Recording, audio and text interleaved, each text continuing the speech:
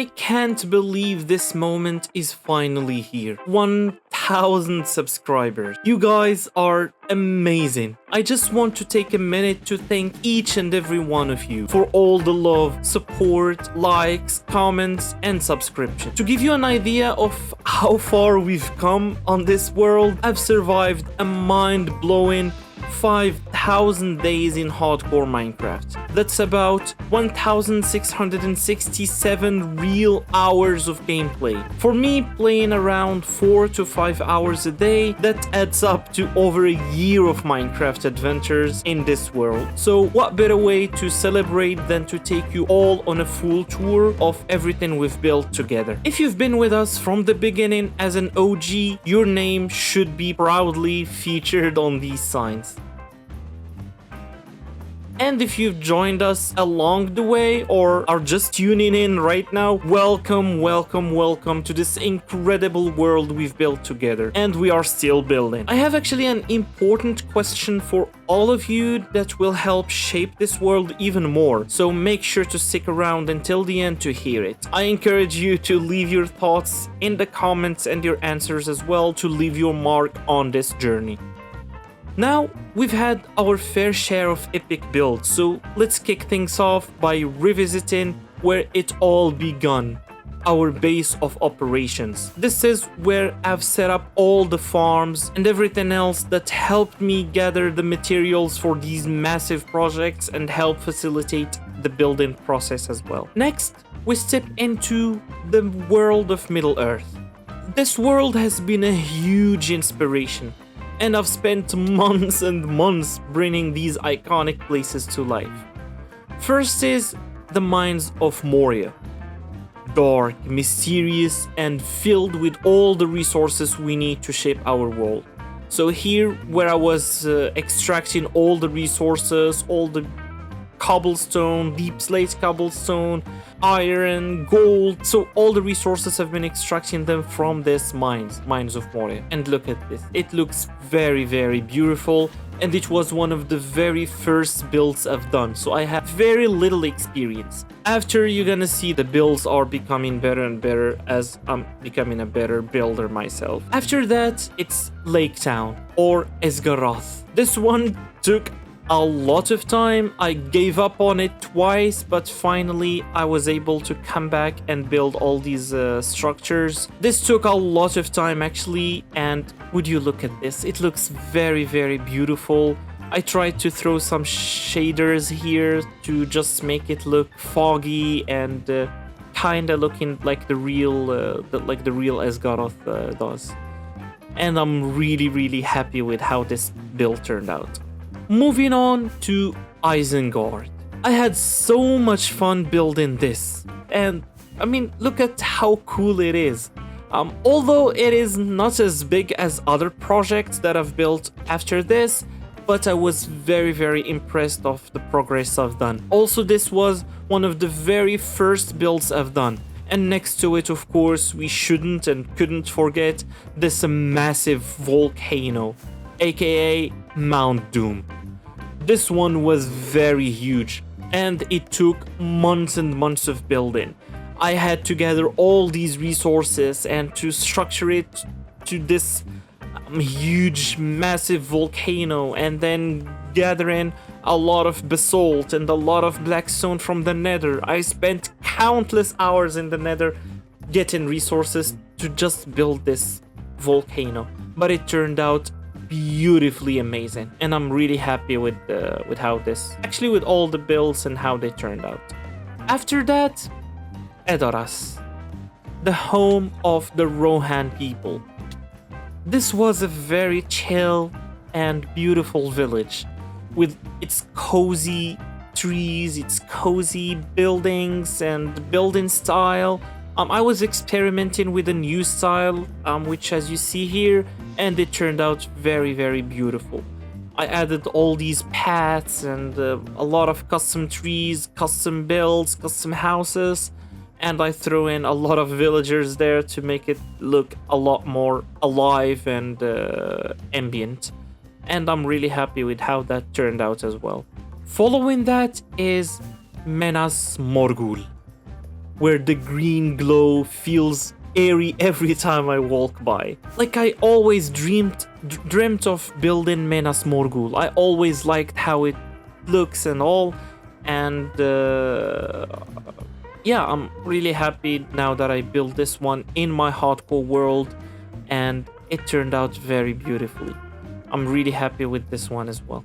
And finally, the dark towering Barad-dûr. So, you know, we are Sauron. We named our character Sauron. So we do need our fortress. And so this is Barad-dûr, our tower and our fortress. And so this one, I built it before on a very old hardcore world. I tried posting that video. It's still on my channel, but it's very, very laggy. I had a shitty laptop, and now that I have a better computer, I built it again in this hardcore world, of course. But it's not just fantasy. After building these, I started a special series where we explored human history from the Stone Age all the way to the 21st century. We kicked it off with the Stone Age, of course, where I built this humble cave dwelling. It was very cozy and I like this build a lot. I don't know why, but I felt very attached to this build. Maybe because it is our past as Homo sapiens, but I don't know. Moving on, I moved through the Mesolithic and the Neolithic with building these huts. This is where humans started experimenting with the agriculture and starting domesticating animals and all that. After these, I moved to the Bronze and Iron Age with these early structures, starting with this Egyptian house, and then after this Persian Iron Age house. In the early Middle Ages, we've got this Anglo-Saxon village, and please don't mind the dragon behind me, we're coming to that. And this village was also a cozy one. I enjoyed building this one a lot. Followed by a 10th century Mongol yurt, and this one also turned out very beautiful.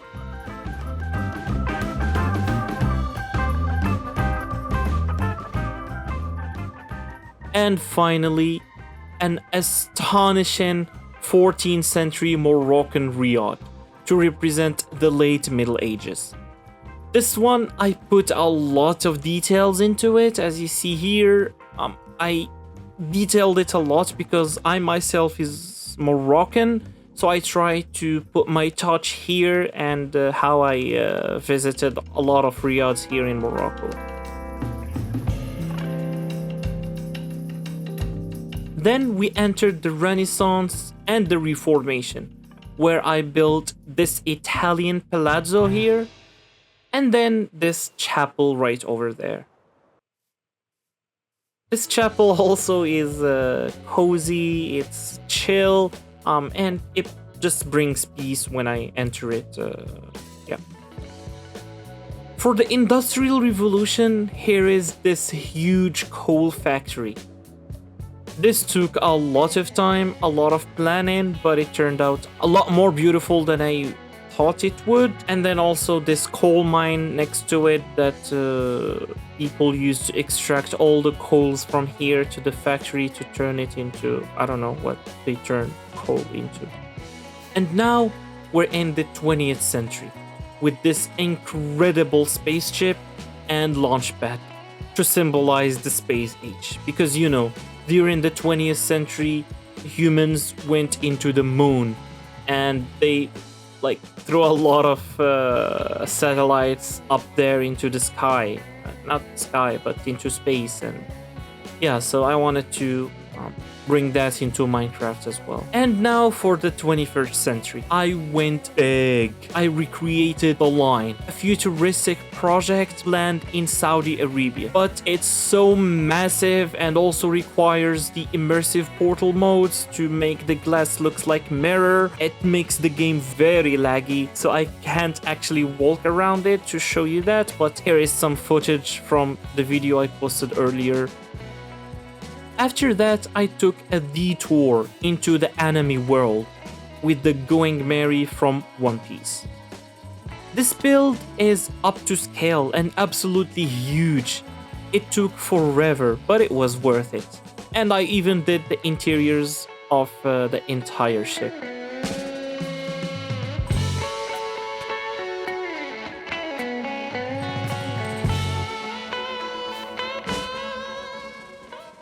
And then, finally, the build that pushed us to the 1K.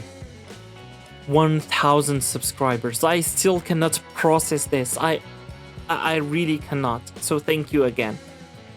So this build is this massive dragon temple, monument, I don't know what to call it. The amount of details that went into this is insane. I highly recommend going back to the previous video to watch the entire process if you haven't already. So, to celebrate reaching 1K subscribers, I'm starting a brand new series. In this hardcore world, of course. The series called Epic Myths Reimagined. In this series, I'm going to build the most famous structures from different mythologies. We're talking about epic builds from the Greek mythology, Norse, Egyptian, Roman, Hindu, Chinese, and Japanese mythology. But here's the thing. At the start of this video, I told you that I'll be needing your help, so I need your help. Which mythology should we kick off with? Drop your choice in the comments below and I'll start building based on your votes. And also, please suggest some ideas for this builds for these mythologies. Once again, thank you all so much for helping me reach the 1K subscriber. I couldn't have done it without you. And I cannot wait to see where we go from here. Don't forget to like, comment. If you're new here, subscribe please to join this journey, and see you in the next video. Bye!